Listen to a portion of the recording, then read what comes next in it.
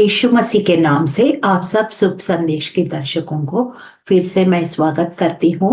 धन्यवाद करती हूँ, परमेश्वर ने हम सबको एक और मौका दिया यीशु मसीह के चरणों में बैठ के पवित्र शास्त्र बाइबल से कुछ बातें हम सीख सके, समझ सके, अमल कर सके और उनकी आशीषों का हम वारिस बन सके। छोटी सी प्रार्थना के साथ इस कार्यक्रम को हम शुरुआत करेंगे। धन्यवाद महान सामर्थ्य पिता, राजाओं का राजा, प्रभुओं का प्रभु, ईश्वरों का ईश्वर, प्रभु यीशु। आपका वचन कहता है यशायाह 55:11 में लिखा है, जो वचन स्वर्ग से आती है, हमारे पास आती है प्रभु यीशु, वो व्यर्थ नहीं जाएगा प्रभु, और जिस काम के लिए वो आया है वो पूरा करके ही लौट जाएगा प्रभु यीशु। खाने वालों को रोटी और बोने वालों को बीज, जिस मकसद के लिए आता है वो जरूर पूरा करता है यीशु। मुझे नहीं मालूम हर एक जो दर्शक है प्रभु, उनकी क्या जरूरत है, उन सब जरूरतों को प्रभु यीशु आप यीशु के भंडार से उनके हर एक कमी घटी को पूरा कीजिए और आपका नाम ऊंचा हो यीशु। हम सबको एक जयवंत और फलवंत मसीह जीवन बिताने में सहायता कीजिए। बोलने वाला, मुझको देखने वाला, दर्शकों को दोनों मिलके मसीह का देह उन्नति करे प्रभु। धन्यवाद, तेरा राज्य आए, तेरी इच्छा पूरा हो। यीशु मसीह के जीवित नाम से इस प्रार्थना को मांगते हैं, सुनिए, ग्रहण कीजिए परम पिता। आमीन आमीन आमीन। आज जो विषय लिया है, 38 वर्ष से रोगी को चंगा करना, इस विषय आज हम यूहन्ना 5 अध्याय से हम पढ़ेंगे और थोड़ा इसमें जो भेद है, परमेश्वर ने जो हमें, पवित्र आत्मा हमें इस भेद को खोलेगा और इस सिद्धांतों को हम बहुत समय से इस स्टोरी को, इस पैसेज को हम पढ़ रहे होंगे, लेकिन हम विश्वास करते हैं आज प्रभु यीशु उनकी पवित्र आत्मा हमें नई तरीके से सीखने में, समझने में हमें सहायता जरूर करेगी। जल्दी से पढ़ती हूँ, यूहन्ना 5 अध्याय शुरू से मैं पढ़ रही हूँ। इन बातों के पश्चात यहूदियों का एक पर्व हुआ और यीशु यरूशलेम को गया। यहाँ पे बैकग्राउंड, पृष्ठभूमि क्या है कि यीशु मसीह, ये समय जो है पर्व का समय है और ये पर्व कहाँ मनाया जाता है? ये पर्व यरूशलेम में मनाया जाता है और फिर ये यहूदियों का पर्व है। यीशु मसीह भी यहूदी है, ये इज़राइल में यरूशलेम पाया जाता है और इज़राइल का परमेश्वर यीशु मसीह है और वो इस पर्व में यहाँ यरूशलेम में आए थे। और फिर हम दूसरी वचन से मैं पढ़ रही हूँ, यरूशलेम में भेड़ फाटक के पास एक कुंड है जो इब्रानी भाषा में बेत्सैदा कहलाता है, उसके 5 ओसरे हैं। यरूशलेम नगर में 12 फाटक होते हैं। प्रभु चाहे तो इस 12 फाटक को भी एक स्पिरिचुअल मीनिंग भी होता है और फिर इस 12 फाटक के बारे में भी मैं स्टडी करूंगी और आपको भी मैं जल्दी से आप उसको बारे में आपको सिखाऊंगी। यहाँ जो फाटक, जिस फाटक में ये विषय था और ये इसका फाटक का नाम है भेड़ फाटक। भेड़ क्या होता है? भेड़ मतलब बिब्लिकल लैंग्वेज में भेड़ होता है कि बिलीवर्स। बहुत जगह हम इस बात को हम देखते हैं कि हम भेड़ों के नाए भटक गए थे, अपने अपने मार्ग चुन लिया है और फिर परमेश्वर हमारा यहोवा हमारा चरवा बन के भेड़ के प्रति अपने प्राण को दे दिया है और भेड़ों को, और बहुत सारे भेड़ का हम दृष्टांत को हम बाइबल में पढ़ते हैं। यीशु मसीह, एक भेड़ भी अगर गुम हो गया तो वो 99 भेड़ को छोड़ के वो एक भेड़ को ढूंढने जाता है। भेड़ मतलब we are all like sheep in the sight of God. हम परमेश्वर के नजर में वो हमारा चरवाहा जैसा है और फिर हम क्या है? हम भेड़ के जैसा है, क्योंकि दाऊद भी एक समय में वो भी चरवाहा था और फिर इसलिए वो अपने परमेश्वर को एक चरवाह के रूप में देखता है। और फिर इसी वजह से वो साम 23 जो हमेशा हम लोग पढ़ते हैं, साम 23 चरवाह का भजन भी बोलते हैं, कि वो अपने परमेश्वर को चरवाह का रूप में वो वर्णन करता है। वो भी एपिसोड बना हुआ, जरूर आप देख लीजिए। तो यहाँ पे ये जो यीशु मसीह इस वक्त यहाँ पे है कि जहां भेड़ के फाटक के पास एक कुंड है। कुंड का मतलब क्या है? वहां पे एक पानी का जगह है, वो छोटा सा, अलग अलग वाटर बॉडीज होते हैं, छोटा सा पॉन्ड्स होते हैं, रिवर्स होते हैं, समुद्र होते हैं, समुद्र से बड़ा और ओशंस होते हैं। इस तरह से डिफरेंट वाटर बॉडीज हम पाए जाता है। अगर हम क्रिएशन में जेनेसिस चैप्टर 1 में अगर देखेंगे तो सब कुछ पानी था एक समय पे, लेकिन परमेश्वर ने उस पानी को अलग कर दिया और जमीन को अलग कर दिया है। और फिर भी कुछ पानी तो इंसान को जिंदगी जीने के लिए चाहिए। तो इसलिए हम पानी को नदियों में, समुद्र में, या कुएं में, या वाटर पंप, लिफ्ट पंप, ऐसे अलग अलग तरीके से पानी को इस्तेमाल करते हैं ना। तो वो water means it symbolizes life line, मतलब बिना पानी का एक आम आदमी का दिन पूरा नहीं हो पाता है। पानी से क्लीन करते हैं, हर चीज को हम साफ करते हैं। यहाँ पे एक कुंड में पानी है, और फिर उस कुंड की चारों तरफ ऐसे दीवार जैसे बना हुआ है सीढ़ियों के साथ। और फिर वहां पे 5 ओसरे हैं। ओसरे मतलब एंट्री पॉइंट्स, जहां पे लोग आ सकते हैं। यूजुअली एक गेट होता है जाने के लिए, लेकिन यहाँ पे 5 गेट्स है। इसका मतलब ये हो सकता है ये गोल शेप में होगा, और चारों साइड में मतलब पांचों साइड में इसका एंट्री पॉइंट्स है, लोग आने के लिए, जाने के लिए, ऐसे एंट्री पॉइंट्स दिया गया है। और फिर हम आगे देखते हैं, ये एक इसका नाम क्या है? इब्रानियों भाषा में इसका नाम है पूल ऑफ बेथसेडा। बेथसेडा का मतलब क्या है? बेथसेडा का कुंड हिंदी में। इसका मतलब क्या है? अरामिक भाषा में इसको हाउस ऑफ मर्सी बोलते हैं, कि दया के घर है, करुणा के घर है, ये दिखाता है। और फिर वहां पे किस तरह का लोग वहां पे आया करते थे और क्यों आया करते थे, जल्दी से हम देखेंगे। इनमें बहुत से बीमार, अंधे, लंगड़े और सूखे अंग वाले पानी के हिलाने की आशा में पड़े रहते थे। तो यहाँ पे हम देखते हैं 5 श्रेणी का लोग है। There are 5 categories of people. यहाँ पे जितना मैं जानती हूँ, पवित्र आत्मा जितना मुझे रेवलेशन दिया है, 5 श्रेणी का लोग जो है चंगाई के लिए, छुटकारे के लिए इंतजार में है। आज पूरा दुनिया में स्पिरिचुअली, आत्मिक रीति से इसका अर्थ को हम देखते हैं जल्दी से। एक श्रेणी का लोग है बीमार। बीमार का मतलब क्या होता है?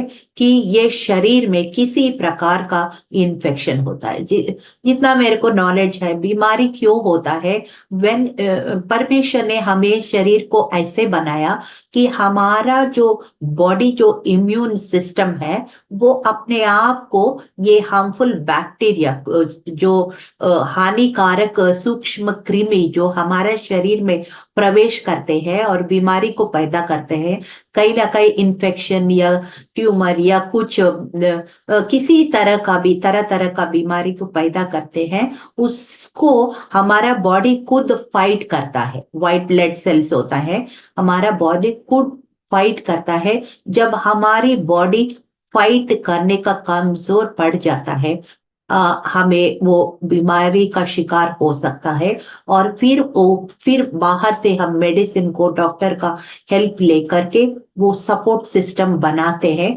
ताकि उस बीमारी को फाइट करके हम चंगाई हासिल कर सके। सो आज हम स्पिरिचुअली लोग बीमार होते हैं ज्यादातर। वो सत्य को खोजते हैं, लेकिन सत्य कौन है वो बाइबल बताता है। मार्ग जीवन और सत्य मैं हूँ। और एक्स चैप्टर 4:12 प्रेरितों का 4:12 में लिखा, आसमान के नीचे और जमीन के ऊपर एक नाम है जिस नाम में उद्धार मिलता है। सबसे ज्यादा बीमारी क्या है?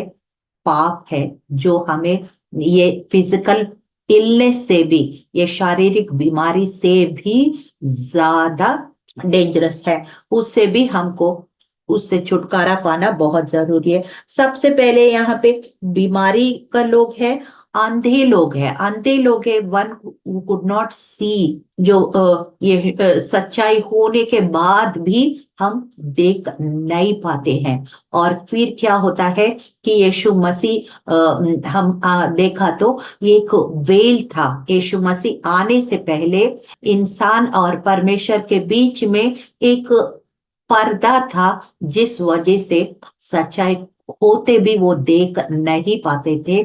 और यीशु मसीह ने वो पर्दा ऊपर से नीचे, जब उसने क्रूस पे बलिदान दिया और कहा जॉन 19:30 इट इज फिनिश्ड, जब उसने ये बात 7 कलमे बोलते हैं ना, उसमें जब इट इज फिनिश्ड कहा था तो वो पर्दा नीचे, ऊपर से नीचे तक फट गया। अब जो है वो, जो हमारी जो आंखें खुल गई है, हालेलुया। जो हमारे सच्चाई को हमें पहचान हो गया, हालेलुया। परमेश्वर चाहते हैं कि हम आत्मिक रीति से बीमार ना हो, शारीरिक रीति से भी बीमार ना हो, आत्मिक रीति से हम अंधे ना हो, और शारीरिक रीति से भी अंधे ना हो, हालेलुया। और फिर और एक तरह का लोग है लंगड़े। लंगड़े क्या होता है?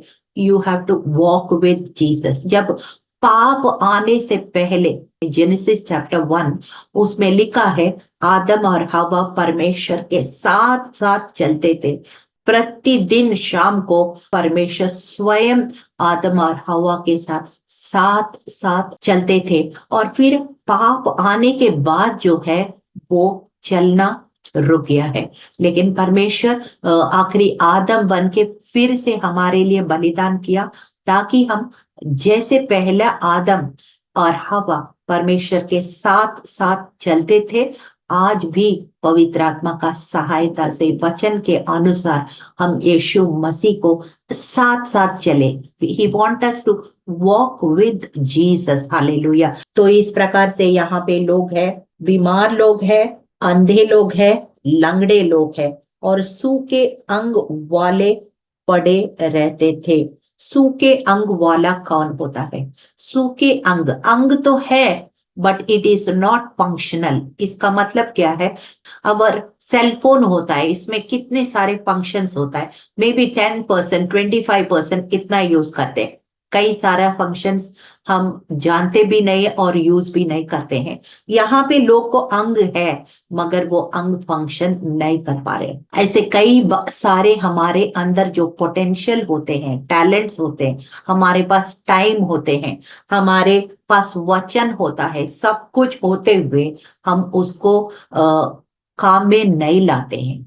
वो काम मतलब वो ऐसे इनवैलिड की तरह उनको ऐसे व्यर्थ कर, we waste our time, we waste our talent, we waste our resources, just not using it for the glory of God. इसको सूखे अंग वालों को दिखाता है। इस तरह से 5 श्रेणी का लोग यहाँ पे वेट कर रहे थे। वो क्या वेट कर रहे थे? किसके लिए वेट कर रहे थे? पानी हिलाने ही जो कोई पहले उतरता वो चंगा हो जाता था, चाहे उसकी कोई भी बीमारी क्यों ना हो, हालेलुया।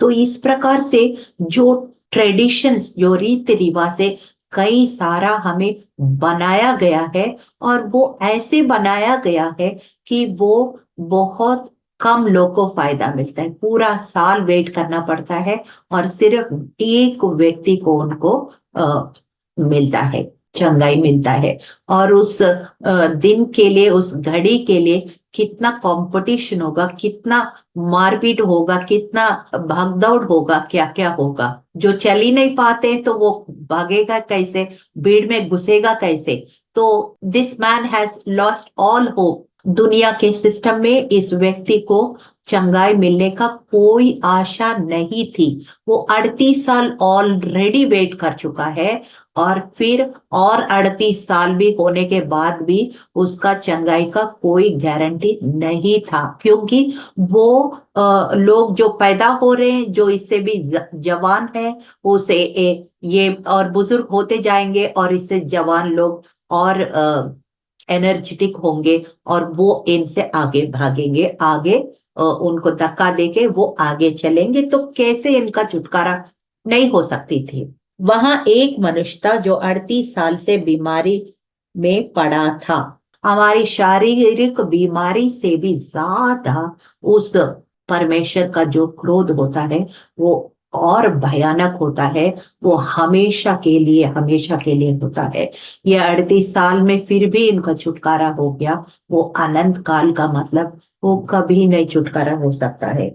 यीशु ने उसे पड़ा हुआ देखकर और ये जानकर कि वो बहुत दिनों से इस दशा में पड़ा है, उससे पूछा, क्या तुम चंगा होना चाहता है?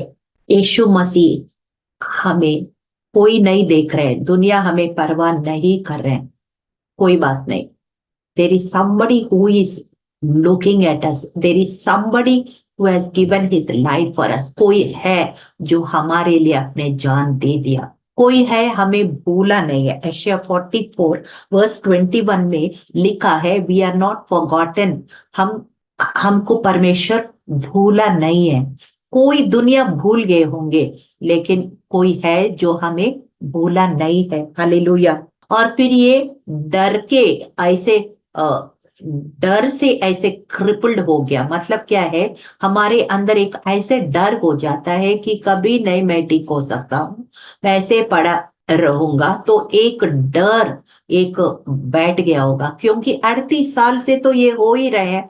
कोई ना कोई पहले उतर जाता है और फिर ये रह जाता है, फिर एक साल ढूंढना, फिर एक साल भी ऐसे ही होता है, फिर 2 साल भी ऐसे, तो 3 साल भी ऐसे होते होते 38 साल हुआ व्यक्ति को एक अंदर एक निराशा के साथ साथ एक डर, और ये जीवन का जो the curiosity to live also, he is like living dead man, ऐसे हो जाता है। ऐसे समय में एक व्यक्ति है जो कोई भी परवाह नहीं किया होगा, यीशु ने उनके लिए परवाह किया, और वो इस दशा को पहचान लिया। आपको पता है एशिया 65 में 24 में मेरे ख्याल से उसमें बड़ा अच्छा लिखा, before you call he will answer, while you are yet speaking he has heard. हम पुकारने से पहले उत्तर देने वाला परमेश्वर हमारे पास है। जरमया 31:3, he loves us with ever lasting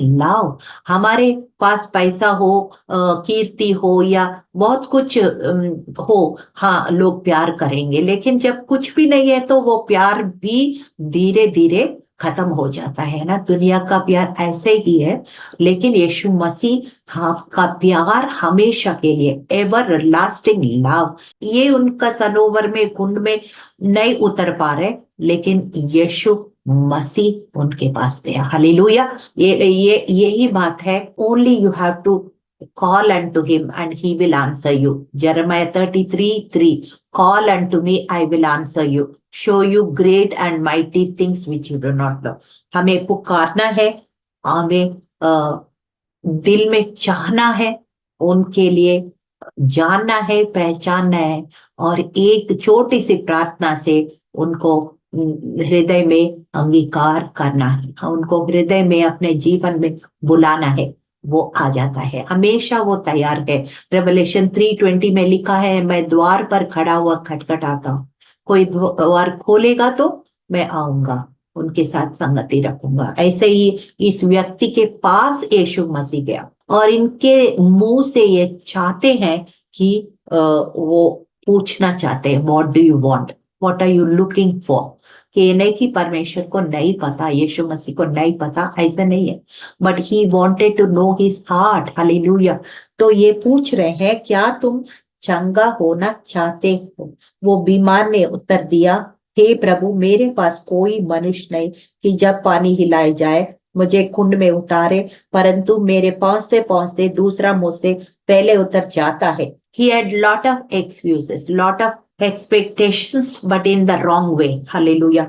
तो इस तरह से ये व्यक्ति बोलता है मेरे पास कोई नहीं है मुझे मदद करने के लिए, और मैं जाता हूँ, मेरे से पहले सारे चले जाते हैं और फिर मैं रह जाता हूँ, इसलिए मैं ऐसे ही हूँ। उसने कहा कि उठ, अपनी खाट उठाओ और चल फिर। वो मनुष्य तुरंत अपनी खाट उठाकर चलने फिरने लगा। हालेलुया। तो यीशु मसीह को जब जीवन में बुलाते हैं यही बात होती है। अभी तक खाट उनको उठा रहा था। He was lying on that bed for 38 years. Now he is rising that bed. अब उस खाट इतने समय से इसको उठा रहा था, मतलब he was lying on that bed. पर अभी क्या है, उल्टा हो गया। वो खाट को फोल्ड करके खाट को उठाने पाया। हालेलुया। ये यीशु मसीह को जब हम ग्रहण करते हैं, जो लोग के ऊपर हम डिपेंड होते हैं, और वो लोग अब हमारे ऊपर डिपेंड हो जाता है। जो लोग हमें मॉक करते थे, जो लोग हमें नीचा दिखाते थे, वही लोग आपको मदद के लिए आएंगे। ये परमेश्वर की महिमा हो। यीशु मसीह आने से हमारा स्थिति बदल जाता है, हमारा पोजीशन बदल जाता है, हमारा स्टेटस बदल जाता है। Because when we accept Christ, Ephesians 2:5 उसमें लिखा, we are seated in the heavenly places in the spiritual realm along with Jesus Christ. Hallelujah. हम यीशु मसीह के द्वारा उनके साथ बिठाए गए हैं। आत्मिक स्तर हमारा बदल गया तो हमारी जो बाकी सारे चीज भी साथ में बदलते जाएगा। इसी पैसेज में हम, इस स्टोरी में हम देखते हैं, अभी तक वो कार्ड को इनको लिटा रहा था, लेकिन अभी वो कार्ड को उठा रहा। The people who were dependent on you, now you will take care of them. Hallelujah. और फिर क्या होता है, जो रेस्पॉन्सिबिलिटी अभी तक नहीं निभा पा रहे थे, तो आप उस रेस्पॉन्सिबिलिटी अब कॉन्फिडेंस के साथ ले पाते। हालेलुया। जो चीज, जो काम अभी तक नहीं कर पा रहे थे, आप करने लग जाते। अभी तक शायद वो खड़े नहीं हो पाया था, अभी तक लेटे ही रहता था। He was in A position always lying down. That lying down shows that you are weak, but when you get up you are ready to do something. ये खड़े होने का पोस्चर ये दिखाता है कि हम अब काम करने के लिए तैयार हो गया है। हालेलुया। हम लोग जब इंसान के जैसे एक दुनिया के तरीके से, एक फ्लेश के रूप में, हम शरीर के रूप में देखते हैं, बहुत सारे बहाने याद आ जाते हैं। But God will help you overcome all these challenges. हर एक चुनौती के ऊपर जय पाने के लिए परमेश्वर मदद करता है, और हमारे लिए जो इच्छा और योजना, हमारे लिए परमेश्वर ने जो योजना बनाई है, जो इच्छा रखा है, वो पूरा करने में पवित्र आत्मा हमें सहायता करता है। ऐसे बहुत सारे एग्जाम्पल्स है। ये यिर्मयाह बोल रहे थे, मैं छोटा हूँ, मैं तुतलाता हूँ, मैं ये हूँ, मैं वो हूँ, बहुत सारे बहाना बोल रहे थे। लेकिन परमेश्वर यहोवा ने कहा है, यिर्मयाह 1:10 में लिखा है, सुन, मैंने आज के दिन तुझे जातियों पर, राज्य पर, जातियों और राज्यों पर अधिकार ठहराया है, उन्हें गिराने और ढा देने के लिए, नष्ट करने और काट डालने के लिए, या उन्हें बनाने और रोकने के लिए। ऐसे करके यिर्मयाह को बहुत छोटे से उम्र से ही परमेश्वर ने जाति जाति को एक भविष्यवक्ता के रूप में चुन लिया है, और उनके द्वारा वो जो चाहता था वो करके ही रह गया है। हालेलुया। तो हमको क्या करना है, उठना है और प्रकाशमान होना है। हालेलुया। हालेलुया। नेहमिय्याह को बहुत बड़ा टास्क परमेश्वर ने दिया, बहुत बड़ा टास्क था, लेकिन इतना आसान भी नहीं था। बहुत विरोध हुआ है, बहुत लोग बहुत बहाने भी किए होंगे, कमजोर पड़ गए होंगे, लेकिन नेहमिय्याह एक बात कहता है। नेहमिय्याह 2:17 और 17 और 18 में पढ़ रहे, तुम आप देखते हो कि हम किसी कैसी दुर्दशा में है कि यरूशलेम उजाड़ पड़ा है और फाटक जले हुए हैं। आओ हम यरूशलेम के शहर पनाह को बनाएं कि भविष्य में हमारी नाम धराई ना रहे। फिर मैंने उसको बतलाया कि मेरे परमेश्वर की कृपा दृष्टि मुझ पर कैसी हुई और राजा ने मुझसे क्या क्या बातें कही थी। तब उन्होंने कहा, आओ हम कमर बांध कर बनाने लगे।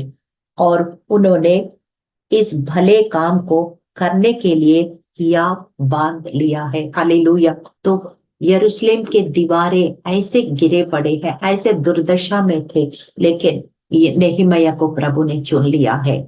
और फिर वो यरूशलेम के दीवार बनाने के लिए बहुत लोगों नेहमीया के द्वारा इकट्ठा हो गया है। और वो निराशा हटाकर वो अपने आप को हिया बांध कर वो खड़े हो गया है।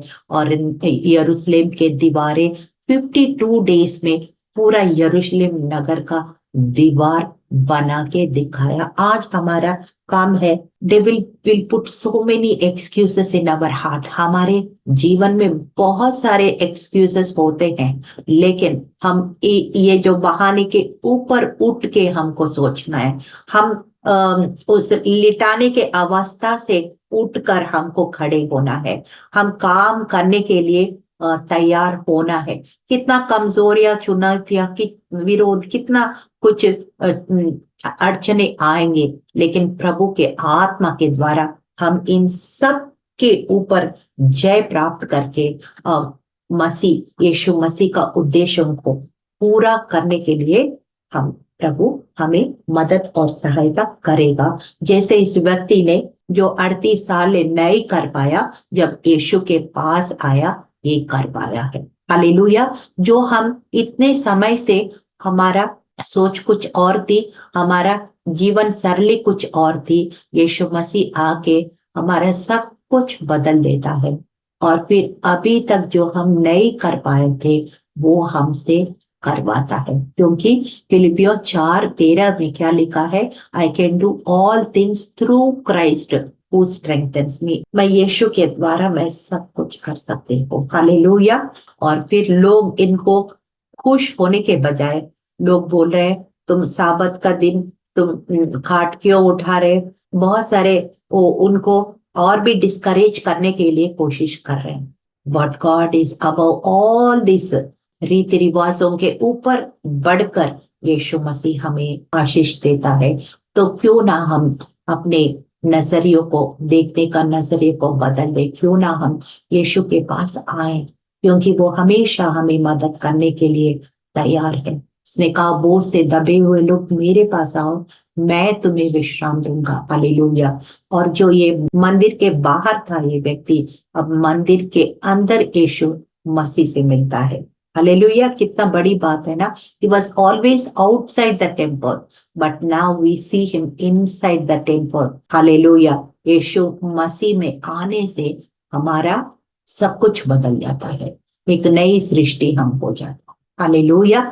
छोटी सी प्रार्थना के साथ हम इस कार्यक्रम को समाप्त करेंगे। धन्यवाद महान सामर्थ्य पिता, राजाओं का राजा, प्रभुओं का प्रभु, ईश्वरों का ईश्वर प्रभु। आप किसी अवस्था में आप कोई भी हो प्रभु, उस अवस्था को आप बदलने के लिए आया है प्रभु यीशु। और हमें खड़े होने के लिए प्रभु यीशु आपने हमें बनाया है प्रभु। हम खड़े हो जाएंगे, परमेश्वर के तेज में हम खड़े हो जाएंगे और परमेश्वर के राज्य को बनाएंगे प्रभु यीशु। धन्यवाद करते, आपने हमारी विनती को, प्रार्थना को, घोषणा को सुन लिया है, उत्तर दे दिया है। सारा आदर महिमा तुझे मिले, हम घटे आप बड़े, यीशु मसीह के जीवित नाम से मांगते। आमीन आमीन आमीन।